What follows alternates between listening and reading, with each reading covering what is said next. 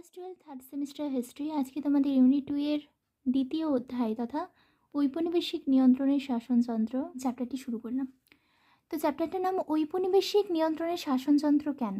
কেননা এই যে চ্যাপ্টার, এই চ্যাপ্টারের মধ্যে অ্যাকচুয়ালি এটাই আছে যে বাইরে থেকে যারা ইউরোপীয়রা ভারতে এসেছিল এবং ভারতকে তাদের উপনিবেশ বানিয়েছিল এবং ভারতকে কিভাবে তারা নিয়ন্ত্রণ করতো, ভারতের শাসনকে কিভাবে তারা নিয়ন্ত্রণ করতো, ভারতের শাসন কাঠামো কী করে তারা দখল করলো, এই সমস্ত কিছু কিন্তু এখানে আলোচিত করা হয়েছে। তাছাড়া কোন কোন যুদ্ধ হয়েছিল, কিভাবে যুদ্ধ হয়েছিল, কার সাথে কার, কত সালে হয়েছিল, কোন কোন আইন চালু করা হয়, সমস্ত কিছু কিন্তু এই চ্যাপ্টারটার মধ্যে রয়েছে। খুব ইন্টারেস্টিং একটা চ্যাপ্টার।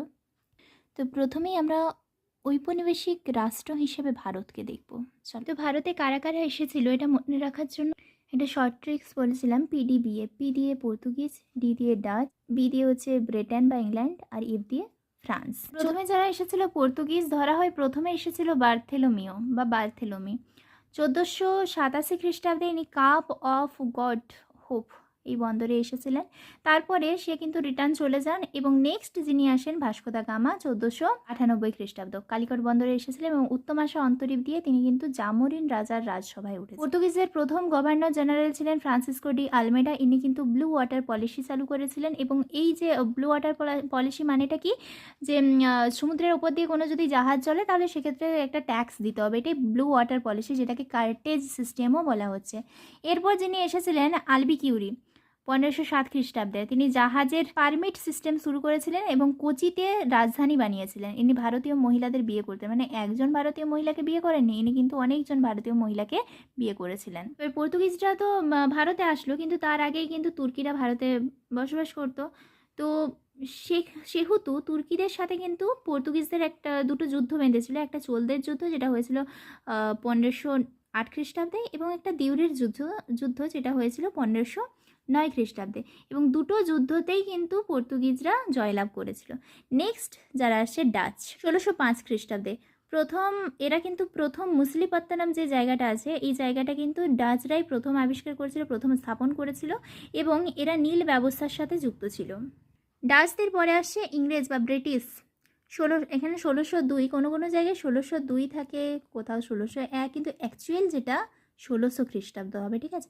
তো ইংরেজ বা ব্রিটিশ এরা ভারতে এসেছিল 1600 খ্রিস্টাব্দে। 1608 খ্রিস্টাব্দে হকিংস হারানির অনুমতি নিয়ে প্রথম ভারতে জাহাঙ্গীরের রাজদরবারে এসেছিলেন, কিন্তু অ্যাকচুয়ালি এনারা আসছিলেন আকবরের সাথে কথা বলতে, আকবরের সাথে কথোপকথন করার জন্য। কিন্তু এনারা যখন আসছিলেন, মানে এরা যখন যাত্রা শুরু করেন, তার কিছু সময়ের মধ্যে কিন্তু আকবর মারা যায় এবং জাহাঙ্গীর আকবরের স্থান নিয়ে বসে।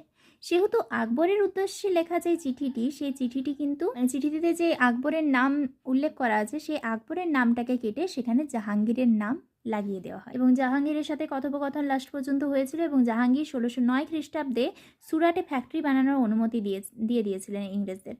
এরপর ফ্রান্স তো এটা মেনে নিতে পারেনি। ফ্রান্স তারপরে জাহাঙ্গীরকে বিভিন্নভাবে বোঝায় যে এটা উচিত হবে না, ফলে জাহাঙ্গীর আবার বলছে যে না, ফ্যাক্টরি বানাতে দেওয়া হবে না।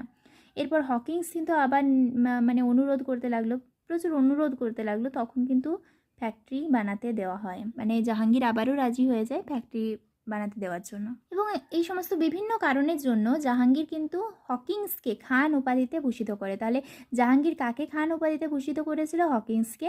এবং 1611 খ্রিস্টাব্দে মছলিপত্তনমে বাণিজ্য কারখানা গড়ে তোলার অনুমতিও দিয়েছিলেন। 1613 খ্রিস্টাব্দে প্রথম বাণিজ্য কুটি গড়ে ওঠে সুরাটে, মনে রাখবে, ইংরেজদের বাণিজ্য কুটি। ওকে, 1613 খ্রিস্টাব্দে প্রথম রাজনৈতিক কেন্দ্র মাদ্রাজ। এবং 1615 খ্রিস্টাব্দে টমাস রো ভারতে এসেছিলেন এবং 1639 খ্রিস্টাব্দে মাদ্রাজ বন্দর বানিয়েছিলেন সেন্ট জর্জ। 1662তে বোম্বে যৌতুক হিসেবে পায় পর্তুগিজ থেকে এবং পর্তুগিজের রাজকুমারী ক্যাথরিনের সাথে ইংরেজ রাজা চার্লস দ্বিতীয়র কিন্তু বিবাহ সম্পন্ন হয়েছিল।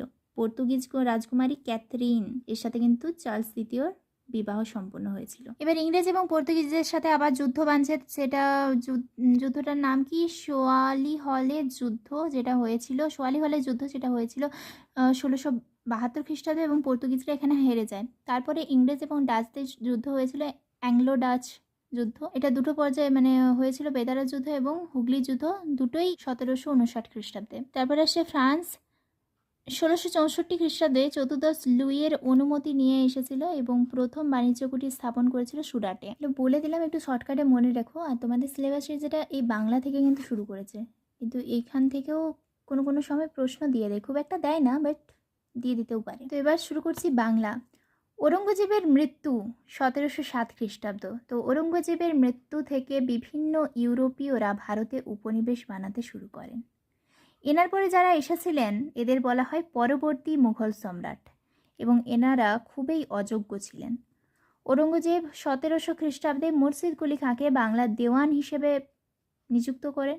এবং দেওয়ান মানে কি? দেওয়ান বলতে যে রাজস্ব আদায়কারী বা রাজস্বের অধিকারী বা আদায়কারী বলতে পারো, দেওয়ান। এরপর ঔরঙ্গজেব যখন মারা যায়, এরপর ফারুক সিয়র একে নিজাম পদ দিয়েছিলেন। মানে মুর্শিদ কুলি খাঁকে ঔরঙ্গজেব দেওয়ান পদ দিয়েছিলেন, ফারুক সিয়র আবার মুর্শিদ কুলি খাঁকে নিজাম পদ দিচ্ছেন। এবার ফারুক সিয়র তো তখন খুবই অযোগ্য একজন শাসক ছিলেন। তখন মুর্শিদ কুলি খাঁ দেখলো যে একটা সুযোগ আছে, আমি চাইলে এখন বাংলার নবাব হতেই পারি। ওই সময় ও আবার কি করছে, মুর্শিদ কুলি খাঁ ইনি কিন্তু বাংলা এবং উড়িষ্যার শাসনকর্তা হিসেবে নিজেকে নিযুক্ত করে দিল এবং নিজেকে আবার স্বাধীন রাজা হিসেবে, স্বাধীন নবাব হিসেবে ঘোষণা করে দিলেন। তো সেক্ষেত্রে ইম্পর্টেন্ট কোয়েশ্চেন, বাংলার প্রথম স্বাধীন নবাব কে?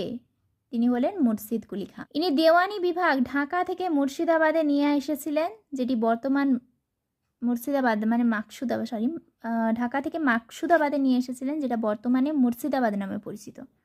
তো এইটুকু থেকে কিছু কোয়েশ্চেন, ঔরঙ্গজেব কাকে বাংলার দেওয়ান বা রাজস্ব বিভাগের প্রধান কর্মচারী হিসেবে নিযুক্ত করেছিলেন? 1700 খ্রিস্টাব্দে মুর্শিদ কুলি খাঁকে। মুর্শিদ কুলি খাঁ বাংলার নাজিম পদ দেওয়া হয় 1717 খ্রিস্টাব্দে। মুর্শিদ কুলি খাঁ কবে বাংলা এবং উড়িষ্যার সুবেদার হিসেবে নিযুক্ত হয়? 1717 খ্রিস্টাব্দে। কার নেতৃত্বে আঞ্চলিক শক্তিরূপে বাংলার উত্থান ঘটে? মুর্শিদ কুলি খাঁয়ের নেতৃত্বে। দেখো, হায়দ্রাবাদ, তুরানি গোষ্ঠীর এক অভিজাত ছিলেন মীর কামারউদ্দিন খান সিদ্দিকী। ঔরঙ্গজেব এনাকে চীন ক্লিচ খাঁ উপাধি দিয়েছিলেন।